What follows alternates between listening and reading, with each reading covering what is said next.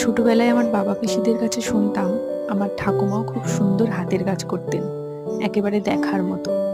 ছোট থেকে ঠাকুমাকে দেখার সুযোগ আমার হয়নি, কিন্তু তার হাতের তৈরি করা একখান সুতোর কৃষ্ণ মূর্তি দেখেছিলাম বড় হয়ে। সত্যিই অপূর্ব। তার মতো গুণ তো আমি পাইনি, কিন্তু যতটুকু শিখেছি তা আমি দেখে শিখেছি। প্রফেশনালি আর শেখাটা হয়ে ওঠেনি। তোমরা জানিও তো কেমন লাগলো। ভালো লাগলে একটা লাইক করে দিও।